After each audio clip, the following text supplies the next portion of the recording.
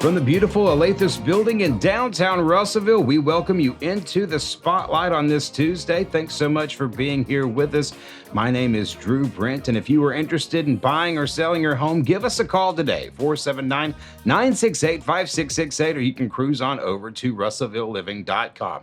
Hey, coming up on Friday morning, don't miss the Spotlight's debut on Carve Radio, that's AM 610 and 93.1 FM, as we welcome Chris George and Danielle Hausnick into the inaugural edition of the Spotlight on Carve. For today, however, I have to say I'm a little bit biased as it pertains to today's guest. She is known throughout the city as the hugger or the dancing lady, but to me, she's my mother-in-law, and to my daughter, she's Mama. I welcome into the Spotlight Miss Pat Wood. Pat, okay, I have to confess something, all right? I have to confess something to you. I am nervous beyond all reason right now. I've been in TV for 16 years, and I am nervous beyond all reason. I am more nervous about this interview than anything I've ever done. Why? Huh? Why? Why wouldn't I be? You are known throughout the city as an inspiration. I can't mess this one up, because if I do, I'm hearing about it at Thanksgiving too, right? I mean, you're not going to give me a hard time if I mess up the interview, right? No. Okay, that's good to know. I'm glad that you're here for a couple of reasons. You are known throughout the city as the dancing lady, right? But we're going to talk a little bit about that later on, because of course Downtown at Sundown is coming up later on this week. But where I think you made the biggest impact is being known as the hugger at Journey Church. Tell us a little bit about being the hugger. Oh my goodness. It just comes natural with me. It comes natural. At one time, I went around hugging people, just individual people, and one day I was approached and asked if I would go on the hospitality team and do as such. And thus, from that point on, there were between 300 and 500 hugs I would get a week. And when COVID hit, that really put a damper on my hugging. The struggle was real. Right. The struggle was real. I mean, there are so many people who attended the church at Journey who actively say, you know, I stayed at Journey because somebody gave me a hug. How does that make you feel? How does that resonate with you? Awesome. Because people come in, they're hurting, they're struggling. They have things going on in their lives that you know nothing about. And when you give them that touch, that hug, that shows them that someone cares about them, that someone truly, sincerely loves them. And that makes all the difference. We're talking to Pat Wood. She's known as the dancing lady across the River Valley. You can probably catch her coming up on Saturday at Downtown at Sundown. You're going to be there, right? Absolutely. I'm emceeing the event, so it's going to be a family affair. You know, let's talk about the dancing lady thing. I mean, and it's funny to me because so many bands have said they judge their performance by whether or not Pat Wood gets up and dances. Did you know when you started dancing that it was going to inspire and influence so many people? No, I did it just because I felt it. And when you feel it, it's like a therapy with me. Right. And other people, you look out and people they won't be free. They won't allow themselves freedom to get out. They're afraid to get out because of what other people would think. But probably 95% of the people watching you want to be out doing what you're doing. But they're afraid to do it because they're afraid of what people will think. And they need to quit doing that. They need to just do it. They need to be real. Were you always like that? Were you always one who said, "Hey, you know what? I'm just gonna do this thing"? I don't know that I would well, yes, because it's just been natural. It's been natural. That's not something that you learn. That's something that you feel, that you just naturally do. But were you always quick to go out and dance just whenever, or were you a little bit reserved at one point? I didn't really go out dancing it wasn't until after I lost my husband 6.5 years ago, unexpectedly after a little past 44 years. On our first anniversary, I knew I could sit home and mope and have a pity party, or I could go out and celebrate. And instead of moping around the house, I went out. I told Jamie, your wife, My wife. that I We'll was get to going her in a go second. out, and I wanted to go dancing, and I had no idea where to go at that time. And so actually, we went to Front Street, and I went a couple of times. and so after that, I pretty well, um, as as I said, dancing is a therapy for me because I feel it, and it makes me happy when I feel it. I can express myself, and no one has to be around. I can dance crazy. It's not whether you can dance or not. And a lot of people, they have no coordination, but they love to dance. And if they want to dance, they need to get out and express themselves. Well, you say that, but you've also seen me dance. And my wife once said of my dancing that I looked like I needed medical attention. Would you still inspire me to go out there and do it? Would you tell me to go do it? Absolutely. Absolutely. As long as you're having fun and you're not hurting someone. I may be hurting myself. No, no, no. Freedom of expression. That's what people don't do. They're not real. So many people put on fake faces and they're not real. We're talking to Pat Wood. She's as real as they come. By the way, you can check her out at Downtown at Sundown coming up on Saturday. That starts at 7. We got Daz and Bree and Synergy coming your way. Of course, Danielle Hausnick will be giving us all of the details about that coming up on Friday morning's edition of the Spotlight on Carve. You can catch that show at 8:30 on AM 610 and FM 93.1. We are excited about being a part of the Carve radio family, and of course, that debuts on Friday. I want to go back a few years, Pat. I want to talk a little bit about, raising a family here, because this is a great community. I've loved this community, and I'm thankful that you raised your family here because that's how I met my wife. On the other side of raising children, now you're mama. What's the biggest thing you've learned? What's the biggest takeaway? Oh, it's awesome. But I still can't believe that I'm a great grandmother. Right. And I still think that I'm like a 16-year-old. But I have to remind myself that I'm 67. And see, I don't think a lot of people would put you there. The way that you dance and your energy, I don't think people would say 67. Is it? Because I'm never going to grow up. Well, you've told me that a lot. You've told me that over holidays as well. I mean, why is that important, though? Because I think when people get at a certain point in their lifetime, I think they just start aging themselves. And my body is going to age. I can't stop that. From day one, our body starts aging.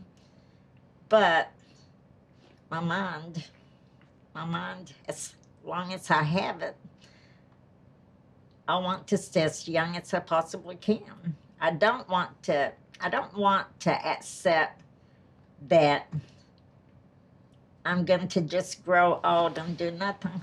I want to make a positive difference with everyone I come in contact with. I want to leave them better than what I found them. I want to help them. I want to make the most of my life that I can. Is that where Sean comes from? By the way, for some context, because that could sound like something out of context, Patricia's motto has been shine since I have known her. I want to shine bright. I want to shine bright. Where did that come from, and why is it so important? Okay, I never make New Year's resolutions. On the first anniversary of my first New Year's without my husband, I called a friend of mine And I told him that I could die with him or I could keep living. And I wanted to live. And I was going to make a decision and I was going to make a resolution that from now on, I was going to do what my husband would want me to do. I'm going to shine brightly. Even in my darkest, most difficult days, that's when I'm going to shine the most. And I know my shine will dim. And I've asked people that when it does, during those darkest, most difficult days, that they'll reignite me and they'll help me, because there's so many people are hurting, struggling, and you can't help everyone, but you can help the ones that you can help, and you can make a difference. Put a smile on their face, encourage them, lift them up, support them. People are so quick to judge other people. They don't know what they're going through. They've not been in their shoes. They don't know. They don't know, and it's so quick to judge. You know, I want to bring something around that's kind of personal to our family too. You know, you've kept that motto of trying to be positive through the darkest moments. You know, the people who are watching this show, I've not mentioned it publicly about how sick Jamie was and how close we were to losing her in the last couple of months. And yet every single time I talked to you about it, every single time we tried to make plans, or every single time we walked through this thing, somehow I would leave the conversation thinking, okay, this is going to be okay. And you mentioned even yesterday it was because I have a praying mother-in-law, a praying mother. How important is your faith as it pertains to shining? Oh, 100 and 500%. 500%. I am definitely a praying woman. My faith, if it hadn't been for my faith, I wouldn't be here today. I couldn't be. But how do you stay strong in those darkest moments? I mean, because I remember there were a few moments in the last 60 to 90 days that got really dark, and yet you were still so positive. People see that. How do you, where does it come from? Okay, you know, I cry at everything, when I'm sad, when I'm happy. And with When I the bring you onset, supper, you know? with the onset of this with Jamie, I didn't cry at all, because I had a peace. I had a peace that I knew she was going to be fine. And she still is going to be totally healed. I believe that in my heart. I do too. And so you have to recognize that those thoughts in your mind come from the enemy. You have to shut him down. We know that. So why don't we do that? Why don't we do that? Why don't we shut the enemy's voice down instead of go with it? And listening to the positive side, listening to the good side. Right. You find the good out of the bad. And there is good and all bad.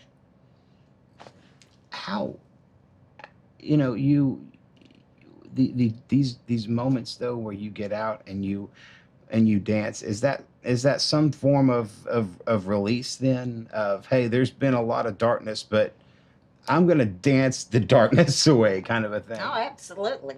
Absolutely. Like I said, it's a therapy for me. I feel it. I can dance to anything, but it's not that. It's when you really feel it inside, when you really feel it. And it makes so much difference. That happy hormone, it takes me to my happy place. Sure. You've danced a lot in the last 6 years, a lot downtown, a lot at Old Bank. Is there a favorite dancing moment? One that comes to mind? When I went on a cruise Mm-hmm. with 2,600 people, and everyone on that ship knew me, no matter where I went, in the elevator, out to eat, in the gift shop, people I had never spoken to, even in town now in Russellville, people will say, I know you, or they would ask me, "You going dancing tonight?" High five. And they would see me even on the Bon Voyage party. The crew, the staff asked me to help lead the dance party. And I ended up being with the DJ on top of the deck. And so everyone knew me. They didn't know my name. They knew me as the dancing lady. The dancing lady. And so I think that was the most. But even now, wherever I go and dance, it never fails. There's always people asking me my age. They ask me about myself. They tell me they love me. I hadn't even spoken to them. Sure.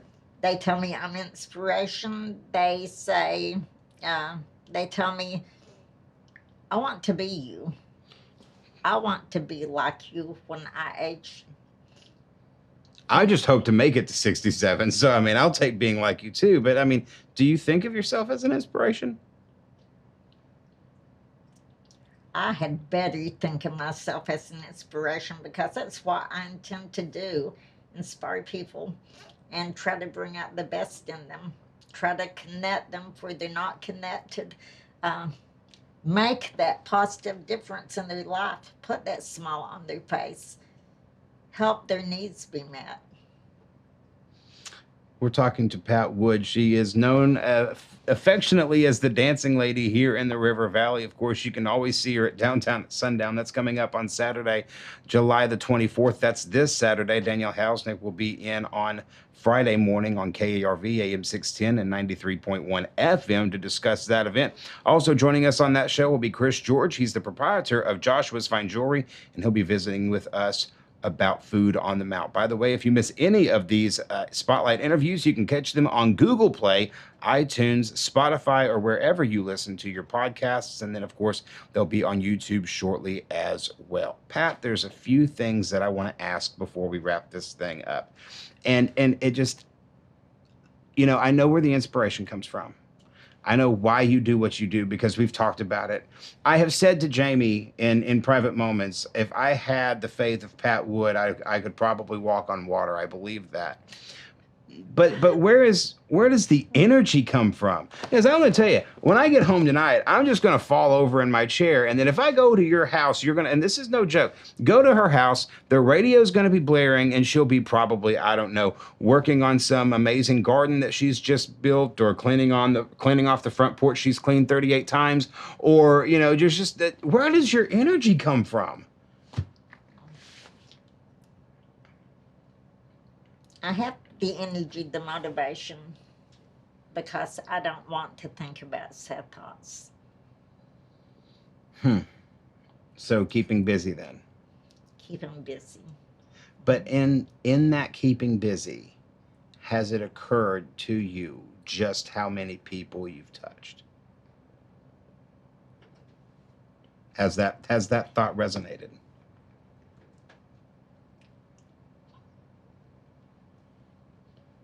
I'm going to guess yes. Is that why you keep doing it?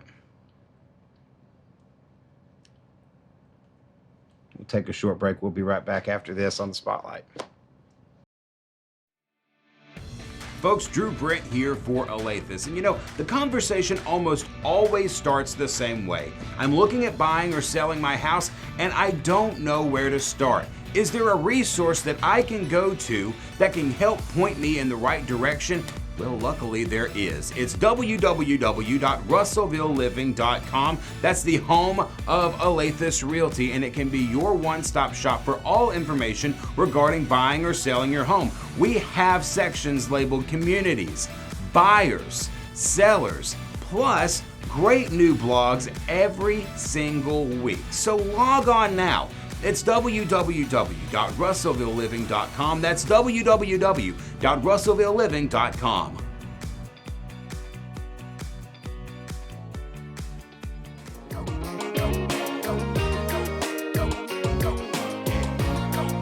Welcome back into the spotlight on this Tuesday, presented by Alathus Realty Live. If you're in the market to buy or sell your home, give us a call today. It's 479-968-5668 or cruise on over to russellvilleliving.com. Hey, did you know that you can get pre-approved on russellvilleliving.com? You can start the process anyway. Just go to russellvilleliving.com and get that process started, and you could be in your new home in no time at all. Remember, it's www.russellvilleliving.com. Well, you're back here with my mother-in-law, Pat Wood, the dancing lady. I don't know if you know this or not. I used to think that I knew a lot of people in Russellville. I really did. I used to think that I had at least I knew a lot of people. But then I went somewhere with you. And I don't think I have ever gone anywhere with you where you didn't know somebody. How is it even possible? I mean, have you ever met a stranger? I get around. Just talking to everybody? I do, and they come up to me, and like a couple weeks ago, I went to the old bank dancing, and aside from the hostesses, I didn't know any of that crowd. And before the night was over, I knew all of them. So, I mean, how were you always, when you were younger, were you always a social butterfly? Absolutely not. No. No. All right. So how are you? Extremely bashful. Extremely bashful. Even as a kid? Take me through that. Oh, I was so bashful. I loved attention, but I didn't want to talk to anyone. And I remember even hiding under my mother's skirt when people would try to talk to me. And but yet, like on the dancing, I could get out in front of a ton of people and dance, and it wouldn't bother me at all. I was very comfortable doing that, but I didn't want anyone to talk to me. I mean, I wanted them to talk to me. I wanted attention. I craved it. But you didn't want to go and talk to anybody. Right. So when did that? Even through school. When did that change? Actually, a few years ago, actually with my church, that was Life Center, that's Journey now. Mm-hmm. We had a meeting, discipleship meeting, and we were talking about boldness. And I prayed for boldness that night. And I also, with my husband, he had a great sense of humor, and he helped me to chill out a little bit. But, you know, I have totally changed. I used to be a prude, and I wanted everything so. I wanted everything organized. If anything was out of place, I just lost it. I'm not sure that part of you's changed. Yeah, I'm chilling. Yeah, the things, everything, as I said, that what I did about my husband, everything changed with him, because before, when I had him, I always thought I needed to have this. I wanted to have this. This was important. This was important. It's not. It's not material things that make you happy. It's the little things. It's who you're with, the people, not the other stuff. Material things can have. Oh, I like nice stuff. I want nice stuff. But I'm content with what I have. And that doesn't make you happy. And I know all those years that I wasted all those years thinking things were important that weren't. And I missed out on so much. That's part of the whole reason I changed, is that I don't want to waste anymore. I've wasted so many years of my life. I don't want to waste anymore. And I've changed. And like I tell people, I don't know if that's a good thing or a bad thing. And they tell me, and you yourself have told me, you don't want me to go back the way it was. You know, it's strange because I knew you right before the metamorphosis began, and I know you now. And seeing that is has been kind of, when you say, Bill passing changed you. I think what you were trying to say there was it brought a new lease on life. It made a new appreciation for life that maybe wasn't there before. And I relate to that in to some extent, because the thought of losing Jamie scared me to death. And I don't really, it's strange because I care more about certain things than I used to. um the kitchen has to be cleaned before I go to bed every night. I don't know what happened there. I guess I mean, Jamie's happy about that part, but then there are other things that I used to really focus on that just don't really matter. It's the time. Appreciation. Appreciation. Yeah. Because you have to almost lose someone, something to awaken you, like I did with Bill. Well, I do have to say one thing. I need to publicly say thank you. Number one, for coming on this show, because she didn't necessarily want to do it, but I'm glad that you did that. Also, thank you for introducing me to Jamie all those years ago, because you are the reason we got married. For I mean, I take depending on credit. huh? I take credit. You made it happen, and I got the better end of that deal. I mean, and so you may need to apologize to my wife about that. Um, on behalf of everyone who has seen you do what you do, thank you for being on this show, and thank you for what you do in this community. Thank you for having me. Keep shining. I will. All right, that's our show for today on this Tuesday. Hope you enjoyed our interview with Miss Pat Wood. We have so many more interviews to get to this week. I cannot wait for you to see them all. Until next time, my name is Drew Brent. Thanks for joining us here on the Spotlight. Keep shining.